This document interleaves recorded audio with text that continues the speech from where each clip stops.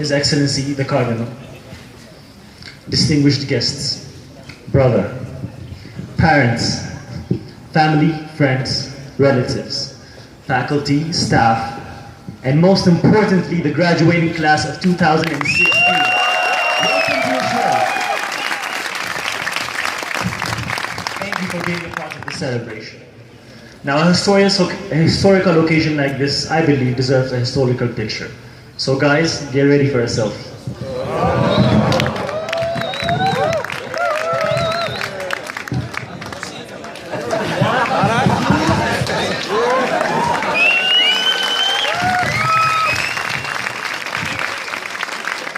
Thank you. Now, please allow me to start off with a quote from the Bible. Delight thyself in the Lord, and he shall give thee the desires of thine heart. Psalms, Psalm 37, verse 4. In all our respective religions, I believe we must thank God for being with us through all of this and for letting us be present at this joyous occasion. You know, it was only yesterday that we were running around like crazy in the halls of St. Joseph and looking across and seeing the seniors as they roamed their territory like giants. We did everything to act and behave like them. Suddenly we were them. Yes, talking their talks and walking their walks. And now, after one final year, it has all come to an iconic end. We have officially graduated high school, yo!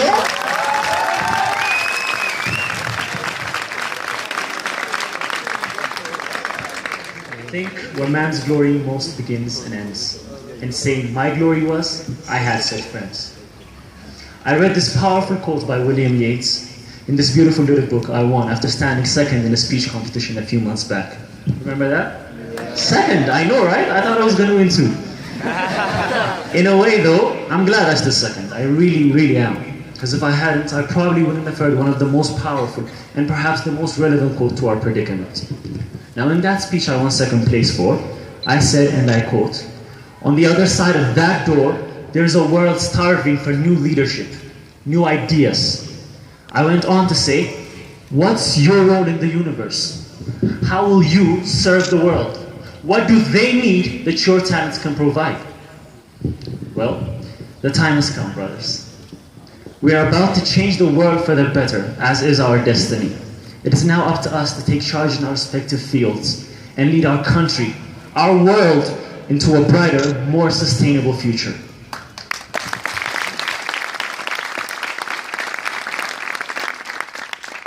We are the doctors, the engineers, the accountants, the aviators, the businessmen, the scientists, the men that will lead tomorrow.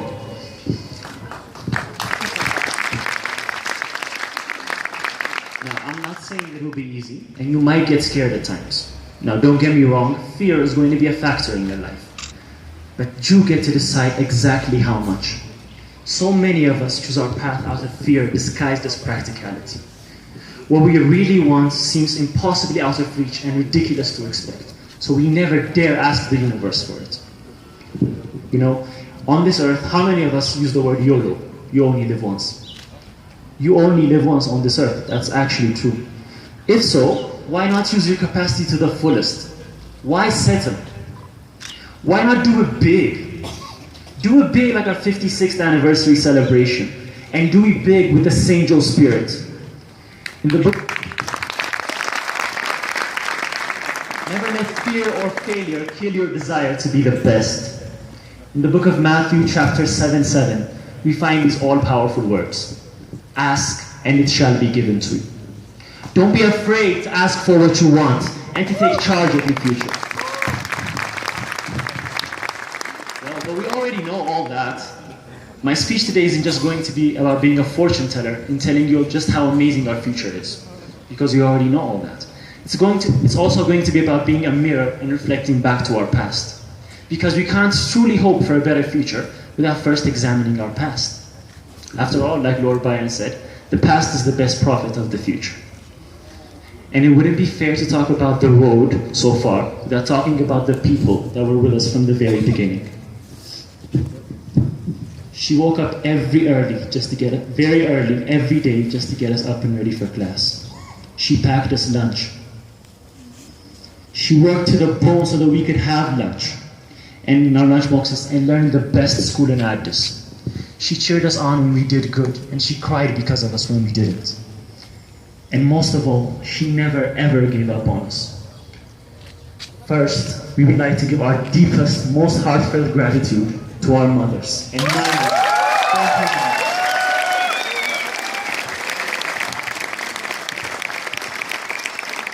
for being the positive role models that we one day aspire to become, for being the strong heads in our families, and for being there when no one else really was. To our fathers, we say thank you. Thank you, Dad.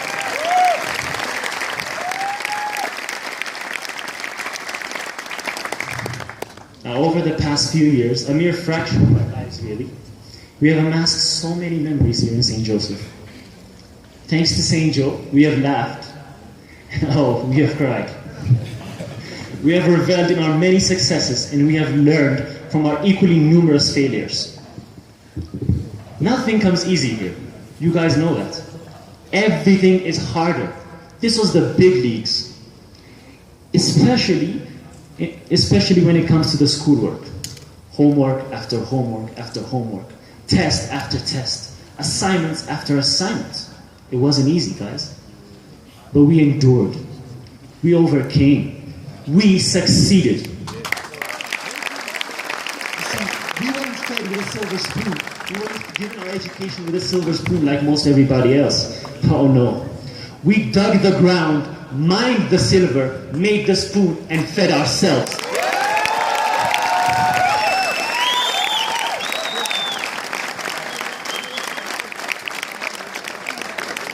So much of our lives has been molded here, and whether we'd like to admit it or not, we owe thanks to this place, which has become our home. In a home, there is family. This is ours.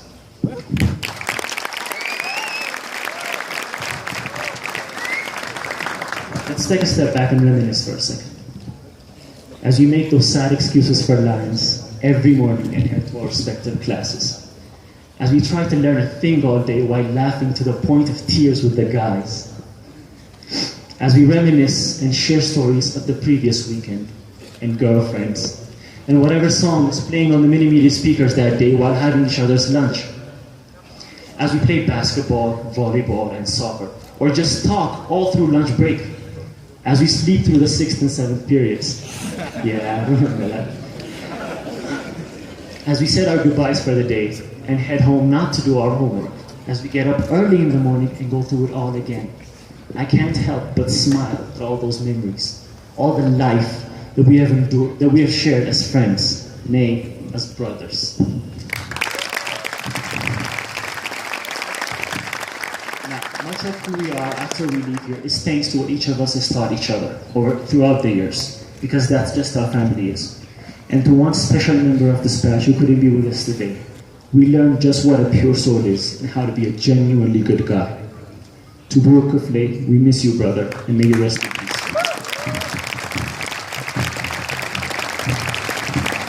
And each of you, I can honestly stand here and say that I have a brother for life. Now, I personally have never been raised with biological brothers. But I can honestly stand here and say that I was raised with 2 beautiful sisters and 152 brothers. As we walk through this place for the last time and move forward in our lives, let us be the brothers that we've been throughout our time here. Let us be together to celebrate all the good times to come. The weddings, the housewarming parties, the children born.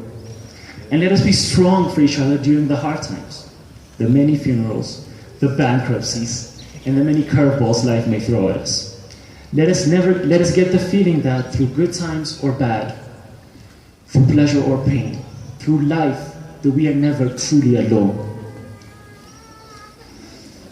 Let us be the exemplary friends we have been so far as we embark on this journey we call life.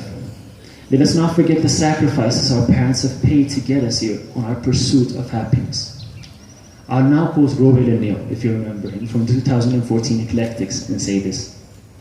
When evil outstrips our virtues, where the compulsion and temptation to err is at its epitome.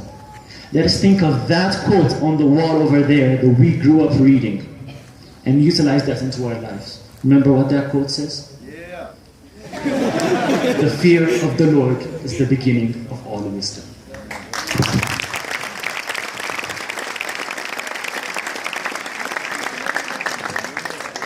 Now, it was an honor speaking before you all.